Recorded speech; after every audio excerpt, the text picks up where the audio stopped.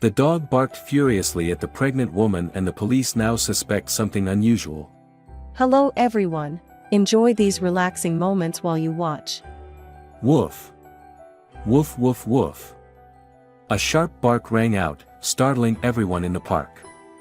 In the distance, a black and white, fluffy border collie was pulling violently at a red leash held by a boy around 10 years old. Just seconds later, the sound of metal snapping echoed. "Max, no!" the boy shouted in panic. "Max, come back! Come back!" Max didn't listen. He had locked onto a target, a young woman walking slowly along the paved path, her left hand resting on her pregnant belly, her right hand holding a bag of oranges. Her face turned pale the moment she saw the dog charging toward her. "Oh God!" she screamed.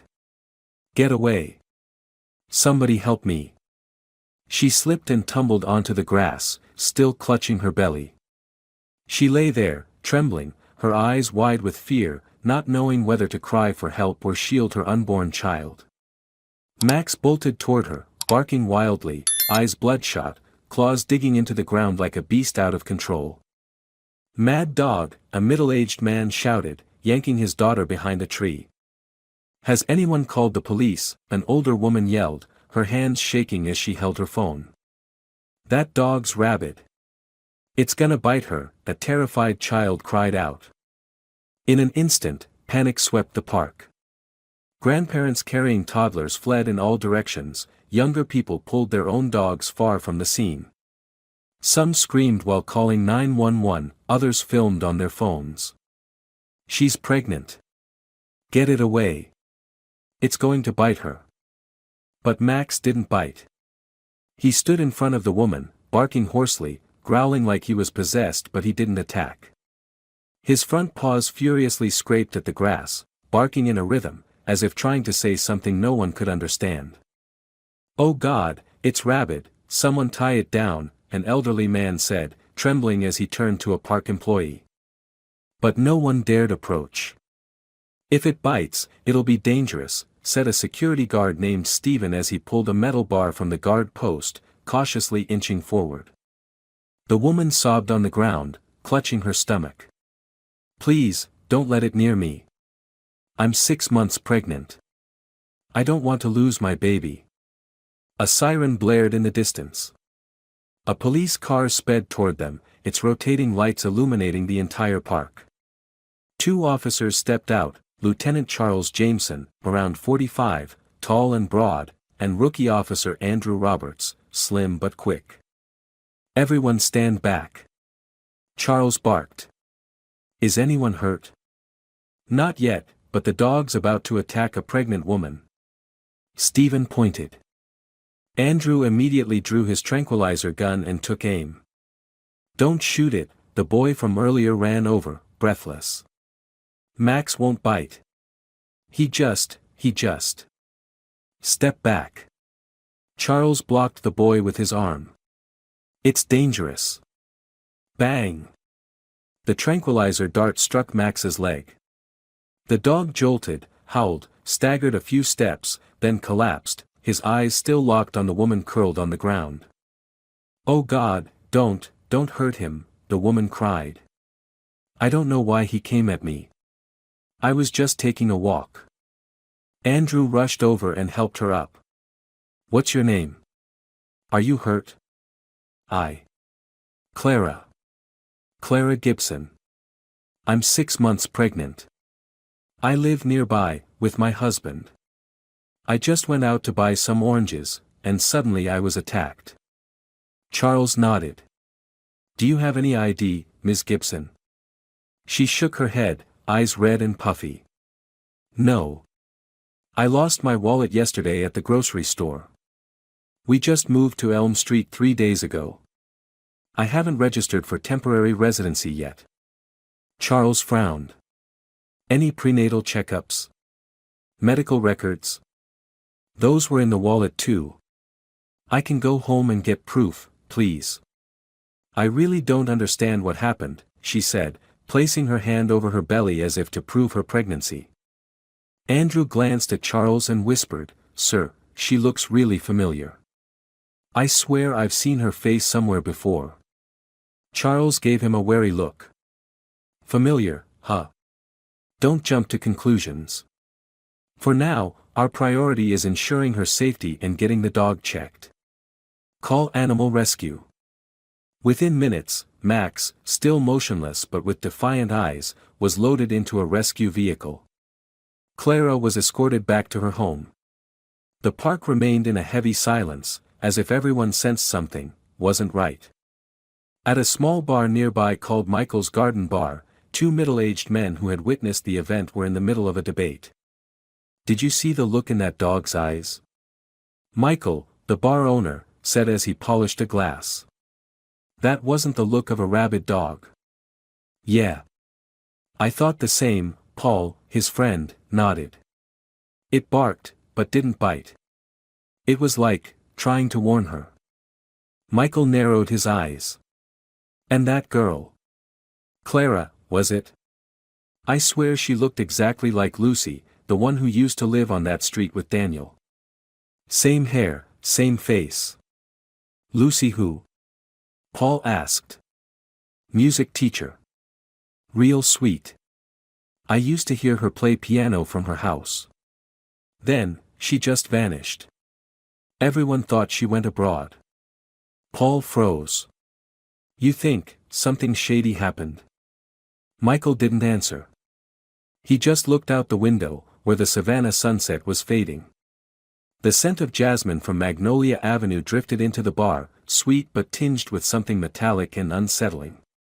That night, at the Central Animal Shelter, Max lay motionless in a steel cage. His eyes were wide open, sleepless. But in those deep eyes, there was no fear, only focus. As if he were waiting for something.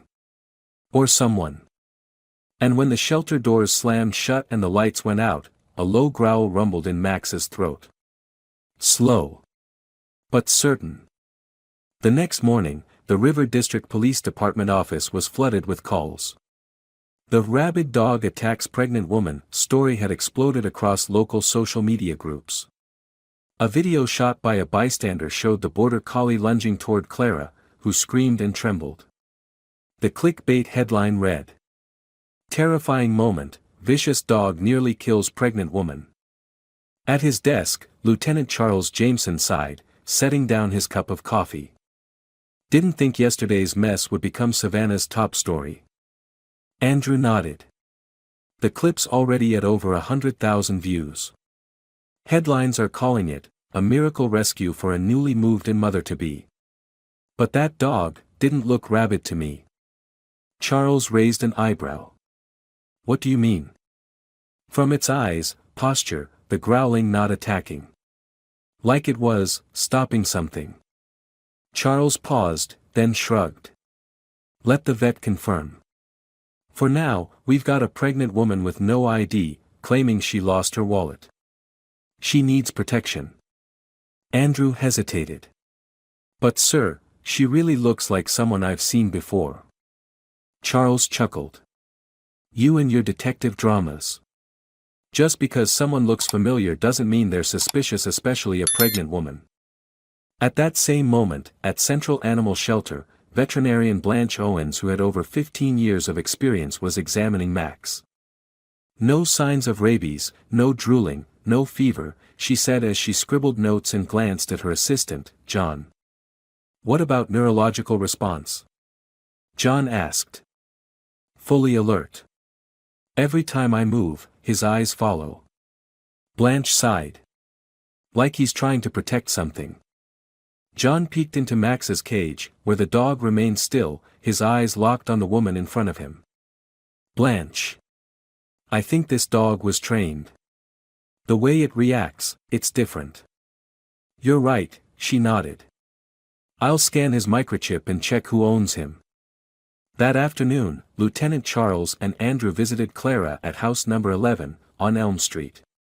The small house had a red roof and thick curtains over the windows. No lights were on, even though it was getting dark. Clara answered the door, still in the same light blue maternity dress, her hair tied in a high bun. "Hello, officers. I'm sorry for the trouble yesterday. Charles responded politely, we're just here to check if you're okay. Have you managed to replace any of your documents? She shook her head, eyes lowered. Not yet. I'm still looking for my wallet. My husband, Daniel, should be back soon, he can help. Andrew looked around the living room. The curtains were tightly drawn. The air was stale and damp. How long have you lived here? He asked. 3 days, Clara replied. We moved from Charleston because Daniel works from home and wanted a quieter place. Charles nodded, glancing at the wall. A picture frame hung crookedly, showing Daniel standing alone. No wedding photos, no couple shots. Miss Clara, may I ask about the dog from yesterday? Andrew spoke up. She froze, then shook her head. I've never seen it before. It suddenly came at me. I thought maybe it was because I'm pregnant. Maybe it smelled it and got agitated. Charles nodded, but Andrew wasn't convinced. That's strange. The dog's name is Max. And the microchip lists this house as its address. Clara stood stunned for a few seconds. Really? I didn't know. Maybe it belonged to the previous tenant. Charles looked her straight in the eye. Do you remember the name of the previous tenant? She hesitated. I don't know the name. We rented through a broker named Alexander Harris. Charles took out a notebook and jotted it down. Thank you. We'll verify that. Andrew glanced at his watch. Is Daniel home soon? She answered quickly, he's in an online meeting. He won't be home until tonight. That evening, at a cafe near Savannah Central Station, Andrew sat with his former classmate Anna Monroe, now a records clerk at the city residency office. Anna, can you help me look up someone named Clara Gibson? She just reported moving to Elm Street. Anna typed away, then frowned. Clara Gibson. There's no record of a residency registration under that name in Savannah. No recent prenatal registration either within the last 6 months. Andrew leaned in. Nothing. That's impossible. Anna nodded. I even checked Charleston. No one named Clara Gibson ever registered for health insurance or household documentation. Andrew was silent for a moment, then said quietly, can you show me recent missing persons reports? I have a suspicion. Anna entered an internal access code. The screen displayed a list of missing persons, and immediately, Andrew spotted a familiar face. Lucy Gibson. 29 years old. 5 feet 4 inches. Music teacher. Missing for 3 months. Her face was eerily identical to Clara's. Andrew whispered, it's her. The next morning, at Poplar Park, Mrs. Ruth, a sharp-eyed 75-year-old woman with silver hair, was sitting on a bench watching the trees sway in the wind. She was speaking with Luke Foster, the friendly young officer assigned to the neighborhood. Officer Foster, I need to report something. What is it, Mrs. Ruth? He smiled. The woman living at number 11 Elm Street, she's not who she claims to be. Luke tilted his head. Did you know the previous resident? Yes. A girl named Lucy. Very kind. She taught piano, sometimes played music on the balcony. I used to bring her muffins. And now? This Clara girl, she looks just like Lucy. But completely different. She never leaves the house. The place is always dark. Last night, I heard crying again. Luke wrote that down. Are you sure they're two different people? Absolutely. Their eyes are different. Lucy's were gentle. This girl, there's something dark in hers. That evening, Daniel came home. He was thin, with dark circles under his eyes, and walked straight into the kitchen without saying a word. Did you eat? Clara asked. Not hungry, he replied without looking at her. I saw the police stopped by. Yeah, Daniel opened the fridge. They asked about the dog. Clara stepped closer, her voice soft. Did you say anything about Lucy? Daniel paused for a second, then spoke mechanically. Lucy went abroad to study. Why do they keep asking about that? Clara smiled and rested her hand on her belly. Exactly. I have nothing to do with Lucy anymore. Daniel turned away without responding. But something in his eyes had started to crack a suspicion not yet formed. The next morning in the small neighborhood on Elm Street, sunlight filtered through the orange trees, casting pale gold rays on the stone-paved sidewalks. But the atmosphere in the area was tense, unlike the peaceful aura Savannah was known for. On a bench at the end of the street, Mrs. Ruth sat with her longtime friend Benjamin, a retired electrician. She clutched a cup of coffee, her gaze fixed on house number 11, where Daniel and Clara lived. See? I told you, Ruth lowered her voice. That dog wasn't crazy. It only went crazy when it saw her. Benjamin clicked his tongue. My daughter told me she saw the video. People are saying it was a rabid dog. But you're right, it only barked. Never attacked. Ruth nodded. I remember clearly. Max used to live in that house. With Lucy. A sweet, polite girl. Always smiling. Always shared cookies with the neighbors. Lucy. Benjamin raised an eyebrow. Isn't that the woman Daniel used to live with? Yes. He used to introduce Lucy as his wife. They were always glued to each other. I remember once she gave me a plate of pecan pie. Sweet but not too rich. No one made it like she did. Benjamin paused thoughtfully. Strange. Then why did she suddenly disappear and no one questioned it? At first, Daniel said she went abroad to study. But since then, the house stopped opening its windows, no more lights at night, no more piano sounds. Benjamin sniffed. Maybe you haven't heard this yet. Last week, my son Matthew delivered food there late at night and saw Clara, digging a hole in the backyard. In the pouring rain. Ruth's eyes widened. Digging a hole? In a storm? Yep. Matthew asked, and Clara said she was burying a cat. But my son, he said he smelled something off in the air, not like a dead cat. Ruth shivered, tightening her grip on the coffee cup. I'm starting to get scared, Benjamin. Ever since Clara moved in, I haven't seen Lucy. And Max, he's never bitten anyone. He used to sit at Lucy's feet, licking her hands. Benjamin nodded. If that's the case, then maybe the dog wasn't an attacker but a witness. That afternoon, at Mrs. Ellen's hair salon 3 blocks away, the gossip spread like wildfire. That Clara woman definitely not someone to be trusted, Ellen said while snipping scissors. Did you see her eyes? Cold as ice. Regular customer Pamela nodded. I ran into her at the market the other day. She was buying tons of prenatal vitamins, but her hands were shaking. Her face was pale, and she kept looking over her shoulder like someone was following her. What about Daniel? Ellen asked. I remember he used to be so friendly. Not anymore. He doesn't talk to anyone. Always looks like there's a storm cloud hanging over him. Another customer chimed in, I once heard crying at night from that house. At first, I thought it was a TV. But the more I listened, the more it sounded like a woman. Sobbing. Very softly.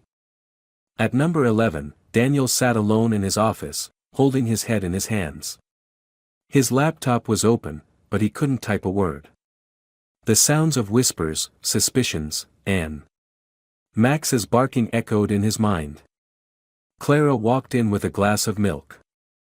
You haven't eaten again, have you? She asked gently. Daniel didn't look at her. The neighbors, they're talking about us. Let them, she set the glass down on the table. They don't understand us. They just want to tear us apart. Max used to live here, Daniel said softly, his gaze drifting out the window. Did you know that? Clara stiffened. You still haven't forgotten him? Lucy loved that dog, he continued. She let him sleep in the bedroom. She even said Max could understand human emotions. And then she betrayed you, Clara said coldly. Have you forgotten? I told you. I saw her kiss another man. I didn't want you to be deceived. Daniel said nothing. You love me, not Lucy. She stepped closer. We're about to have a baby together. I'm your family. Daniel stood up, pulling his hand away from hers. You look so much like her. Clara smiled but said nothing. That night, Mrs. Ruth knocked on the door of Officer Luke Foster's apartment. Luke, you have to listen to me, she said urgently. There's something very wrong at number 11. Luke invited her in. Mrs. Ruth, I'm already looking into it. But do you have any concrete evidence? Not yet. But I have a feeling. Max isn't crazy. He's scared. And he's scared of that woman. Luke nodded. I found it strange too. Clara doesn't have any documentation. And the weirdest part, there's no sign of an actual pregnancy in the house. What? Ruth gasped. What do you mean? I've been there. No supplements, no prenatal records, no ultrasound machine, no pregnancy pillows, nothing. Ruth whispered, she faked the pregnancy. Luke nodded. I can't confirm yet. But we're keeping a close watch. And if it's true, this case may be bigger than we thought. The next morning, Max, locked in the animal shelter, stopped eating. He lay motionless, his eyes never leaving the door. Veterinarian Blanche noticed something very different. He won't respond to food, won't play, won't sleep, she told John. This dog is waiting for something. John stroked his chin. Blanche, what if we brought him back to the old house? Maybe he'd react somehow. Blanche nodded. Good idea. If he used to live there, instinct might help us uncover whatever's being hidden. Late at night, in the thick darkness of the backyard at house number 11, a pair of eyes silently watched the second-floor room, where the light had flickered on once and then gone out. Somehow, Max had escaped his cage. He didn't growl. Didn't bark. He just lay low beneath the fence, ears down, body trembling slightly. The smell was familiar, blood, freshly turned earth, and Lucy. He remembered. He had never forgotten. 4 a.m. house number 11, Elm Street, was as silent as a forgotten grave. Daniel sat on an old wooden chair in the living room, dim yellow light casting shadows on his hollow face. A cup of cold coffee rested in his hand, his eyes blank as he stared at the wall where Lucy's old piano once hung. It was no longer there. Just like Lucy. Soft footsteps echoed behind him. You're not sleeping. Clara's voice was gentle, but as cold as morning frost. Daniel didn't answer. She walked over and sat across from him. I'll make you a cup of tea. Too much coffee's not good for you. You once told me, you didn't drink tea, Daniel murmured. Clara smiled faintly, as if she hadn't heard. Daniel set the cup down and quietly looked at her. Why don't you let anyone into the house? Why are all the windows covered? You already know, she smiled. We need peace. I'm pregnant. Bright light isn't good for me. And, the piano? He asked, his voice tight.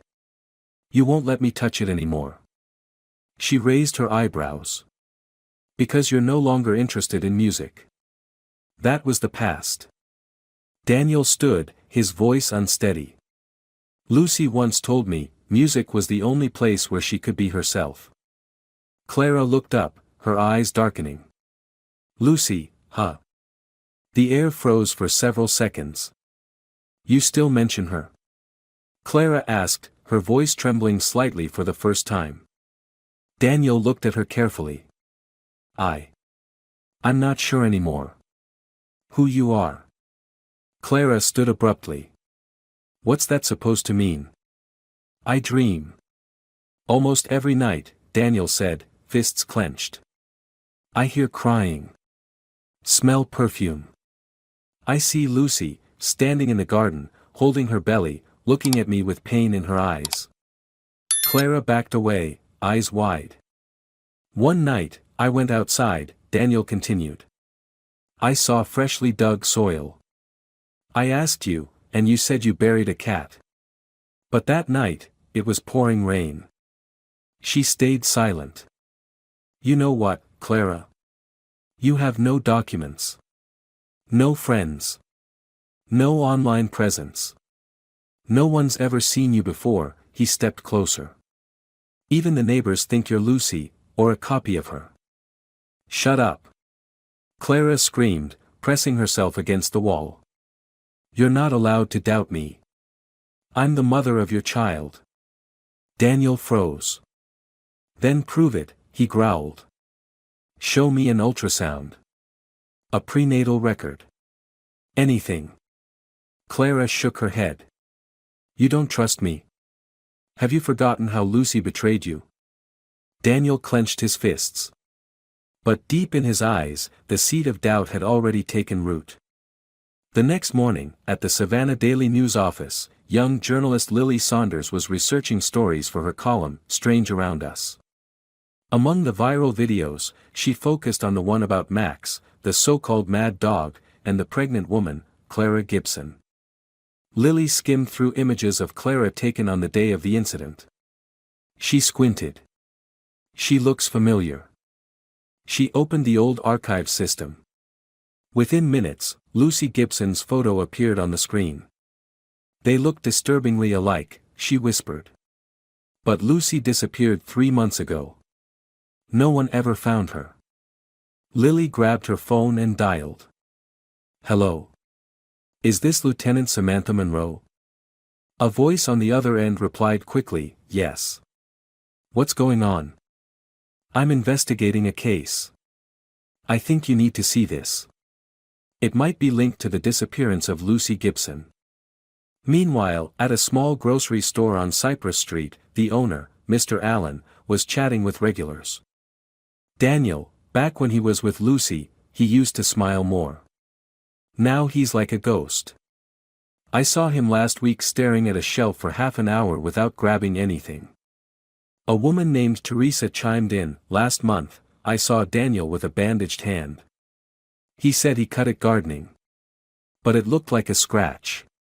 A scratch? Alan raised his eyebrows. Yes. And his eyes, he looked confused, like someone who's lost. An old man named Isaac nodded. I heard shouting from their house last night. Loud. Then, silence. Alan frowned. We should call the police. The sooner, the better. That night, Daniel sat on the bed, holding an old photo of Lucy playing piano, Max lying at her feet. Clara entered, holding her belly, face pale. You didn't eat dinner. Daniel said nothing. I made pumpkin soup. Your favorite. She placed a hand on his shoulder. I'm still me, Daniel. We can start over. Daniel looked at the photo. You're not Lucy. But you, who are you? Clara stayed silent. Then suddenly, she burst into tears. Deep, broken sobs that cracked through all the masks. I just wanted to be loved, she said. Lucy had everything. I had nothing. I was left behind, forgotten. Daniel turned, stunned. What did you say? Clara ran out of the room. At that moment, in Lieutenant Samantha Monroe's office, she was staring at 2 photographs, Lucy and Clara. The resemblance was undeniable, matching down to the tiniest detail. But a fingerprint check from earlier showed no match. Samantha murmured, if she's not Lucy, then who? Just then, Lily entered from the newspaper office. I think you should see this. Lily handed over a copy of a file. Rachel Gibson. Lived at St. Mary's Orphanage. There's a photo of her at age 14. Looks just like Lucy. Samantha opened the file, heart pounding. Lucy was adopted from that orphanage, but Rachel wasn't. In the living room, Daniel opened a cabinet and dug through Lucy's old belongings. He pulled out stacks of utility bills, rental agreements, all in Lucy Gibson's name. No mention of Clara. Not a single document linked to his new wife. Daniel whispered, "Who have I been living with for the past 3 months?" Behind a cracked door, Clara, or rather, Rachel stood silently, her lips pressed tight. She knew, the game was ending. Lieutenant Samantha Monroe put down her pen and looked up from the thick file spread out before her. Her eyes were locked on the newly printed photograph, an image taken from the police station's camera on the day Max was tranquilized. The woman in the photo, Clara Gibson, was sitting on the grass in the park, clutching her stomach, eyes wide with fear. But Samantha wasn't focused on the expression. She was focused on the bone structure of that face. So familiar. Too familiar. She pulled open a drawer and took out the missing person file that had remained unresolved for 3 months. Lucy Gibson, 29, vanished without a trace. Piano teacher. Last known residence, 11, Elm Street. Samantha laid the 2 photos side by side, her hands trembling. "This can't be," she whispered. "They match in every detail." At that moment, Sergeant Matt Layton entered, holding 2 cups of coffee. "Already working on cold cases this early, Samantha?" he asked, setting 1 cup on the desk. "Still stuck on Lucy?" "It's not about letting go," Samantha replied, handing him the photos. "Look. This is Clara Gibson, the woman who claimed she was attacked by a dog yesterday. And this is Lucy, who went missing 3 months ago." Matt leaned in. After a few seconds, his brows furrowed. "They do look alike, but I'm not sure it's the same person. Have you checked fingerprints?" "Already done." "No match," Samantha shook her head. "But, my gut feeling isn't wrong. I've spoken to Lucy before. I remember her eyes. The way she talked. Clara is a copy, but she's not her." Matt frowned. "You mean, she might be a twin?" Samantha nodded slowly. "I just received a file from St. Mary's Orphanage. Lucy used to live there before being adopted. And they reported a girl named Rachel, same last name, same birthdate." Matt froze. A pair of twins, but only one was adopted? "Exactly," Samantha said, tapping the file. "Lucy was taken in by a wealthy family. Rachel stayed at the orphanage. No one heard anything about her after that." Matt took a deep breath. "So the one living with Daniel could be Rachel?" Samantha nodded. "And she replaced Lucy." Immediately, Samantha drove to Rachel Memorial Hospital, where all pregnant women were required to register for prenatal monitoring. She met with the record's physician, Dr. Mary Archer, a firm woman in her 40s. "I need to verify a patient named Clara Gibson, claimed to be 6 months pregnant, residing on Elm Street." Dr. Archer typed into the system for a while, then shook her head. "No records. No ultrasounds, no appointments, no blood tests. That name has never been here." Samantha frowned. Could she have gone to a private clinic? Possibly. But by law, all pregnant women must attend at least one public health checkup. Samantha sighed. "I suspect she's faking the pregnancy." Mary Archer raised an eyebrow. "If you want to confirm, a basic abdominal check will do. Do you want my cooperation?" "Not yet. I need more evidence." Leaving the hospital, Samantha pulled over at the curb and called Ruth, the neighbor who had provided information multiple times. "Hello. Mrs. Ruth, this is Lieutenant Samantha Monroe. Do you still remember the case of Lucy's disappearance?" "Oh, dear, how could I forget?" Mrs. Ruth's voice trembled. I just told young Foster yesterday. There's something very wrong with house number 11. That dog Max, he's been trying to tell us something. You met Lucy before, didn't you? Can you describe her personality? Sweet as an angel. Always greeted everyone. Played guitar on the balcony every morning. Even Max would sit still and listen. And the woman currently living there, Clara? Not the same. She looks like Lucy, but the eyes, they're different. Cold. Distant. And at night, there's screaming. Screaming. Samantha frowned. Yes. A few times. Like sobbing, then silence. That afternoon, Samantha returned to the station and called in forensic technician Andy Sullivan. I need you to compare Clara and Lucy's fingerprints, not just the ridges, but all micro details. Andy frowned. That's going to take time. Do it. I need 100% certainty. While waiting, Samantha replayed the recording of her first interrogation with Daniel. She went abroad to study, he had said when asked about Lucy. Samantha replayed that line 3 times, eyes fixed on his facial expression in the video. Daniel's eyes darted, his hand clenched his knee, his voice slowed. He was hiding something. That night, Samantha got a call from Lily, the reporter pursuing the story. Samantha, I just found Rachel's medical records from when she was 15. She underwent treatment for depression at Oakwood Cemetery's psychiatric unit. Samantha frowned. Anything notable? Yes. Rachel wrote in her diary, I hate Lucy. She got everything. I was just the shadow left behind. A chill ran down Samantha's spine.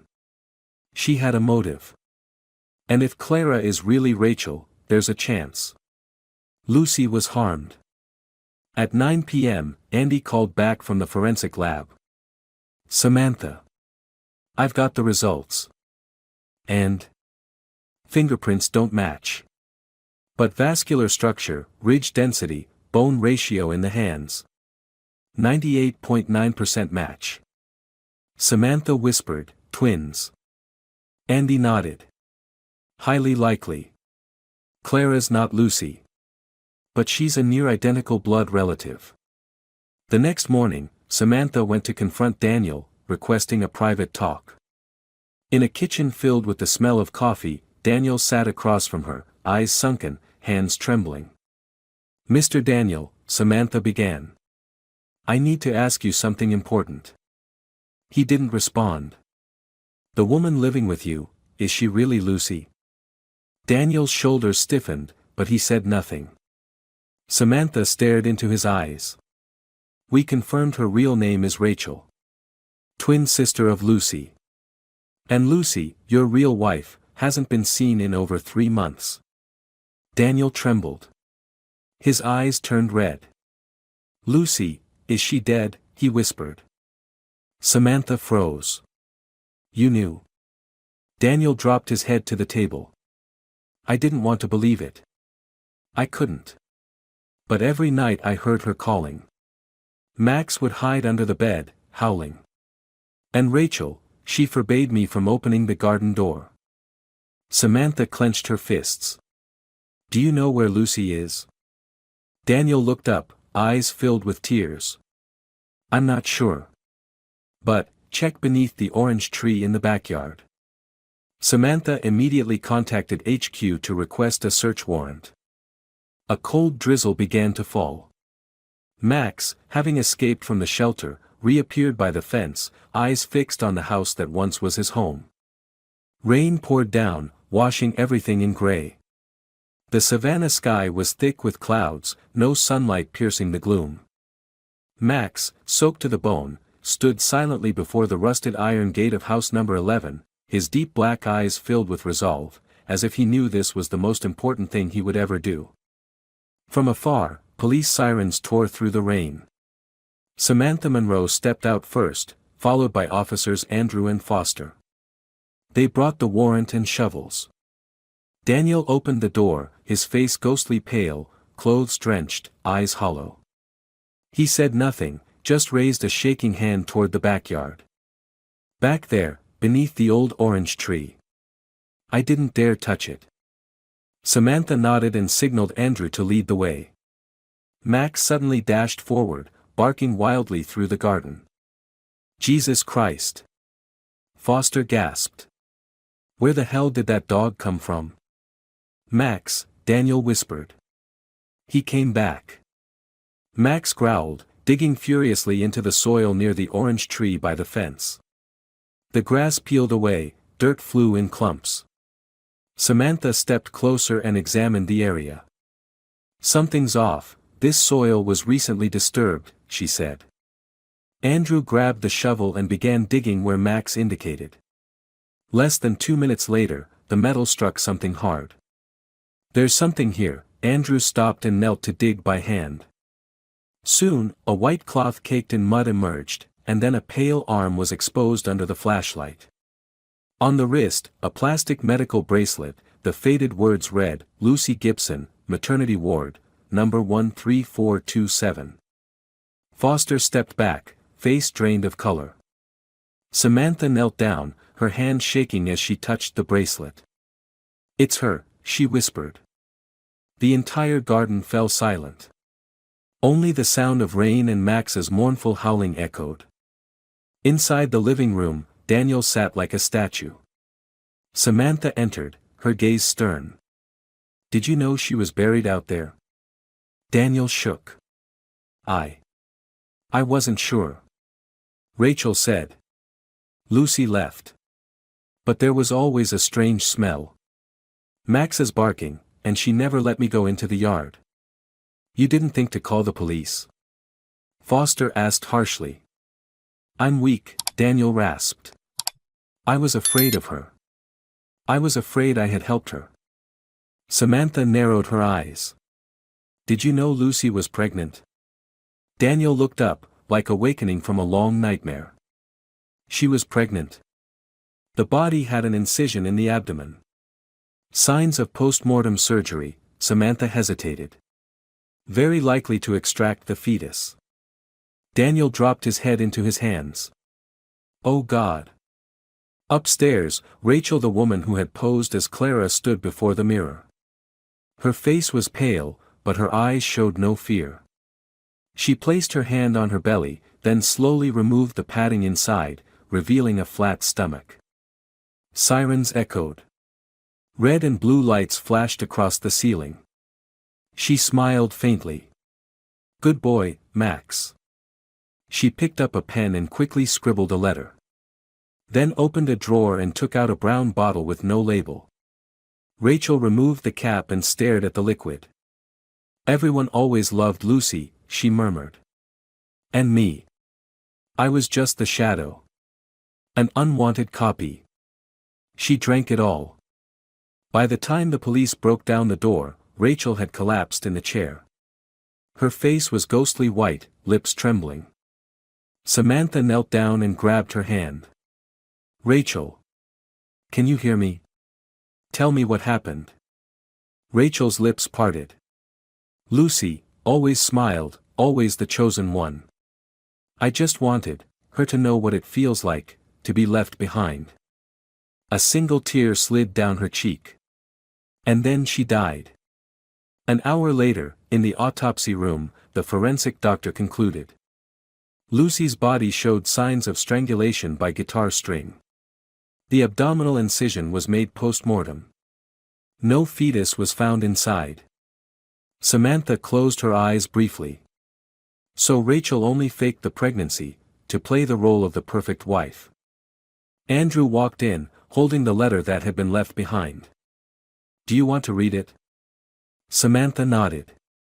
I am Rachel. Lucy and I are twin sisters. Since we were little, she was always the chosen one. Loved. Raised in a home with a piano, warm yellow lights, and pastries. And me? I stayed in the orphanage, slept on a cold iron bed, shared my food with rats. One day, I found Lucy. I pretended to be a fan who wanted to learn piano. She gladly agreed. But I didn't come to learn music. I came to study her life.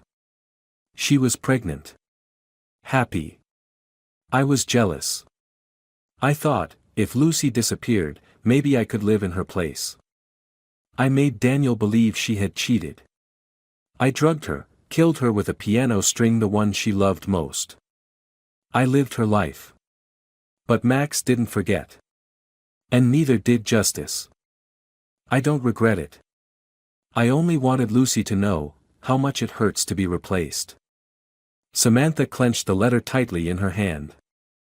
The next day, hundreds of people gathered in front of house number 11, standing in the rain. Max sat quietly beneath the old orange tree, right where police had set up barricades. Mrs. Ruth knelt down and gently stroked Max's back. "You did good, sweet boy. So good." Foster sighed. "If it weren't for this dog, the case would have stayed buried forever." Andrew, standing nearby, still looked shaken. "I'll never doubt a loyal animal again." Samantha glanced around, her voice firm. "Prepare a press conference. The people deserve the truth. And Max deserves his name cleared."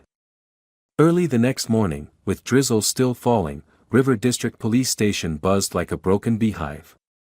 The Elm Street murder case had just been announced, and journalists crowded the gates, cameras clicking non-stop.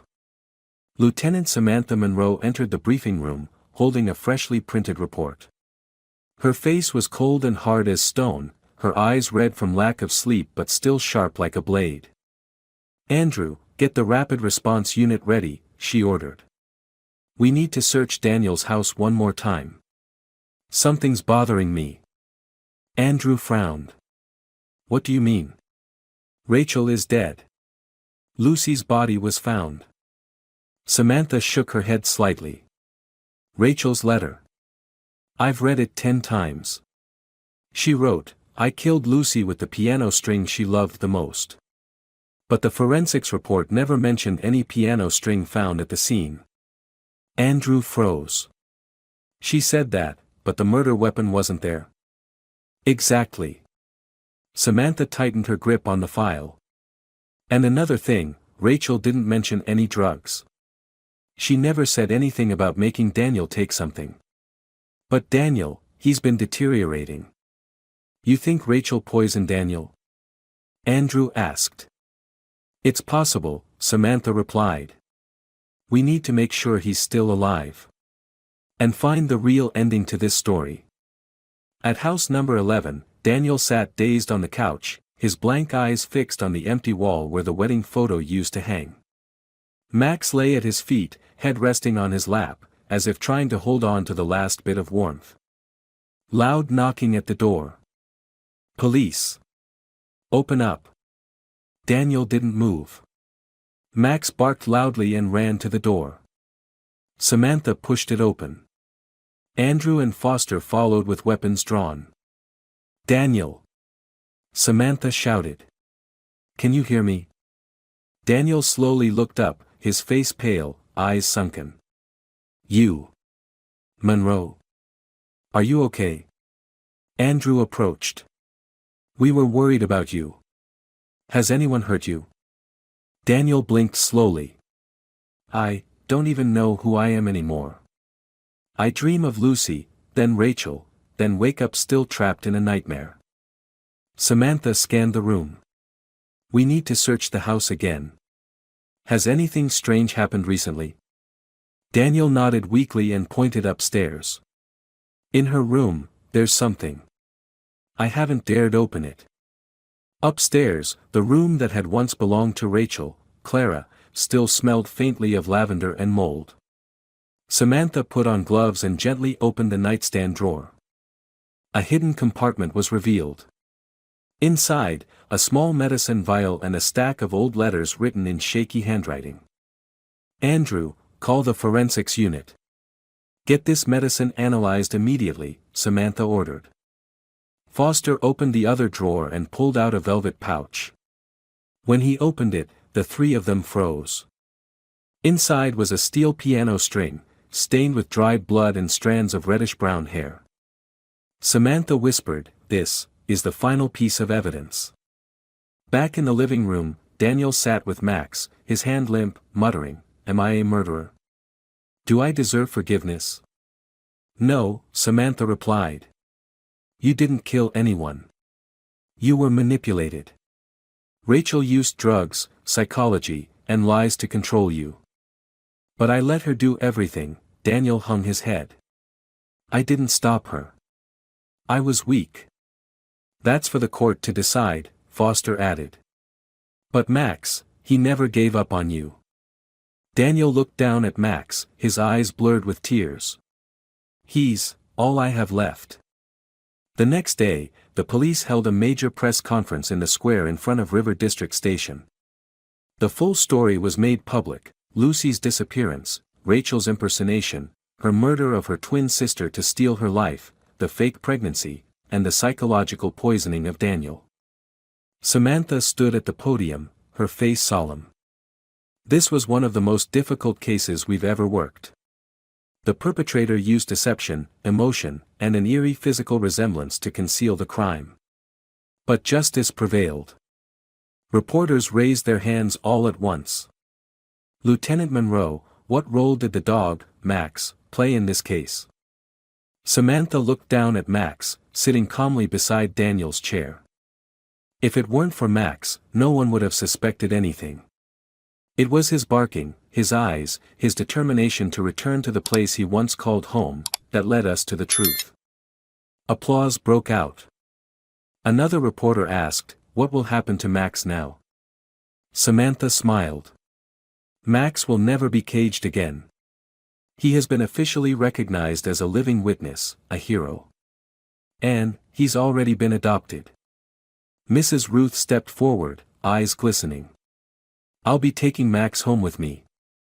Lucy loved him, and I'll carry that on." Daniel bowed his head. "Thank you." That evening, at Oakwood Cemetery, Samantha knelt before Lucy's grave. The tombstone read, "Lucy Gibson 1995 to 2024. A mother who never got the chance." She placed a white chrysanthemum down. "I'm sorry, for coming too late," Samantha whispered. "But I promise, no one will ever be replaced again." Mrs. Ruth stood behind her, holding an old photo frame, Lucy and Max sitting in a park, sunlight glinting through her hair. "I'm hanging this back up in my living room," she said. "The whole neighborhood will remember Lucy. And no one will doubt Max again." Samantha nodded, her eyes misty. Lucy is finally seen. 1 week after the Elm Street case broke, the entire city of Savannah was still reeling. But amid the heavy cloud of grief and regret, a faint light began to shine. Max, the misunderstood dog, had become the most talked about name in the media. Four-legged hero uncovers the crime. Max the loyal dog exposes a murderer. Dog once sedated saved an entire homicide case. At Poplar Park, where the shocking misunderstanding had first occurred, the city government hosted a special press conference, attended by police, locals, and most importantly Max. Samantha, dressed in uniform, stepped up to the podium. Beside her were Andrew, a thinner but clear-eyed Daniel, and Mrs. Ruth, holding Max on a brand-new silver leash. Cameras flashed. The crowd applauded. "Ladies and gentlemen," Samantha began firmly, "we are here today to honor someone very special, not a police officer, not a detective but a dog." She bent down and gently stroked Max's head. Max was misunderstood, caged, and called a mad dog. But his loyalty, sensitivity, and bravery helped us uncover the heartbreaking truth behind the Lucy Gibson case. Mrs. Ruth teared up. She turned to Daniel. "Lucy must be smiling somewhere." Daniel nodded softly. "She used to say. Max understood everything. She wasn't wrong." A journalist raised a hand. "Lieutenant Monroe, we've heard Max will receive a special honor. Can you tell us more?" Samantha smiled. "The city of Savannah has decided to award Max the title of Symbol of Loyalty and Courage. And in addition," she gave a signal. A cloth was pulled back, revealing a small bronze statue of Max, head tilted, eyes gazing into the distance eerily lifelike. The park erupted in applause. Andrew whispered to Samantha, "No one's calling him crazy anymore." Samantha nodded. "Because he never was. We were the blind ones." Meanwhile, on social media, thousands of comments poured in. At Anna Thompson 23, "I once shared the clip of Max being tranquilized and called him a mad dog. Now I'm ashamed. I'm sorry, Max." At Carmen Lopez 1987, Max the dog kept his promise to his late owner. A fluffy little angel. At Michael_Piano, "I used to be Lucy's student. I knew how much she loved Max. Thank you, Max, for not forgetting her." After the ceremony, at Mrs. Ruth's house, now Max's new home, the living room had never felt warmer. On the wall hung a large photo of Lucy and Max, and just below it sat a white ceramic food bowl engraved with the word Valiente. Daniel arrived, holding a small toy piano, the only thing left that had belonged to Lucy. "Would you mind if I placed this here?" he asked softly. Mrs. Ruth shook her head, eyes red. "On the contrary. Lucy would have wanted that." He sat down on a chair, fingers gently pressing the keys. A soft melody filled the room, the tune Lucy used to play every afternoon. Max lifted his head. Slowly, he stood and walked over, resting it gently on Daniel's knee. "Remember this song?" Daniel whispered. "Lucy used to play it every night before bed." A tear slid silently down his cheek. Late that night, Samantha sat alone in her office. On the desk was the now closed case file. Beside it, a handwritten letter remained unsent. "Dear Lucy's adoptive parents. We are sorry we were too late. But the truth has finally come to light. Lucy did not pass in anonymity. She is remembered, respected, and loved. And Max, her loyal dog, became the final voice of justice. Please be at peace. She was not forgotten." Samantha folded the letter and placed it in an envelope. On the front, it read simply, "For those who loved Lucy." 1 week later, in the park, Max's statue was officially unveiled. Children lined up to take photos, many bringing their own dogs to meet the hero. A little girl asked, "Grandma, did this dog really save someone?" Mrs. Ruth nodded. "He didn't just save someone. He saved the truth." The girl knelt and stroked Max's ear. "When I grow up, I want to be as brave as him." Max didn't understand the words, but his gentle lick on her hand said everything. At the police station, Samantha held an internal debriefing with the command team. "We need to review our initial response," she said sternly. "We tranquilized a dog that hadn't harmed anyone. We believed unchecked lies. We ignored instinct." Lieutenant Colonel Monroe, her superior, nodded.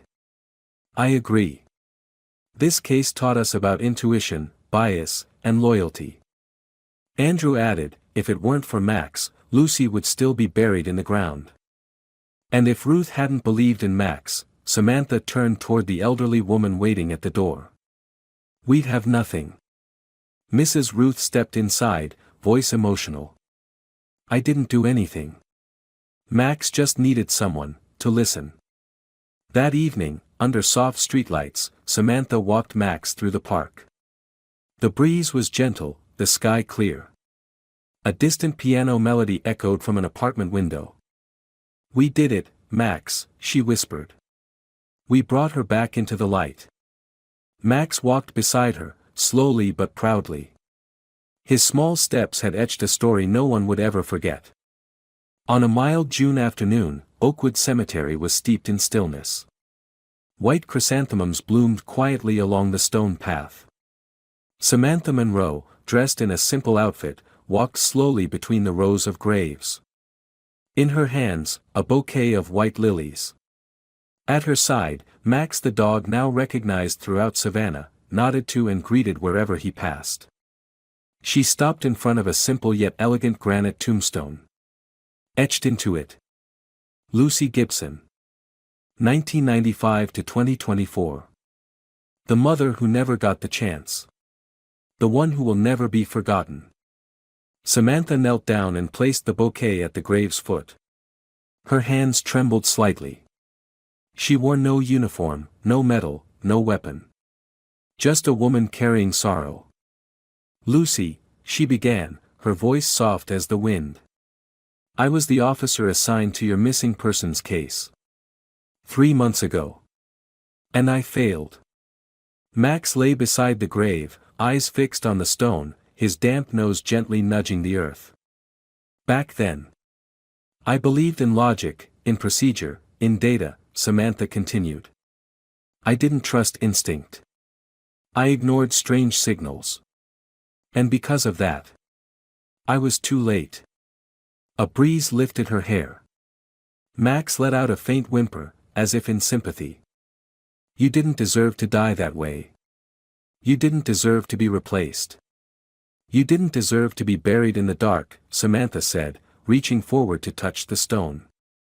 But Max didn't forget. And neither did Ruth. And now, neither will this city. She reached into her pocket and took out a folded sheet of paper, an old, yellowing piece of sheet music titled Melodia para una estrella, the melody Lucy used to play every morning. Daniel kept this. He said Lucy composed it when she found out she was pregnant. I think, it belongs here now. Samantha whispered, tucking the sheet beneath the flower vase. A voice called gently from behind. Lucy once told me that music was her way of praying. Samantha turned. It was Mrs. Ruth, hair whiter now but posture strong, holding a small wooden photo frame. I want to leave this, she said, handing it over. Inside was a photo of Lucy and Max in the park, Lucy beaming, Max lying at her feet, tongue lolling in delight. I took this during last year's spring festival. I printed it for Lucy, but she said, I'll only keep it if Max is framed with me. Ruth smiled, then looked at Samantha. Now. I think the best place to hang it is here. Samantha helped her place the photo beside the tombstone, protected under a small waterproof casing. Max stood up, stretched, and gently licked the edge of the frame, then turned to look at Samantha. We did it, Max, she whispered. She's been seen. She's been known. She's no longer just a name in a closed file. This story is a profound reminder that the truth can never stay buried forever. No matter how misunderstood, forgotten, or replaced someone may be, the values of love, loyalty, and justice will always find their way back to the light, sometimes through the most unexpected voices, like a dog's.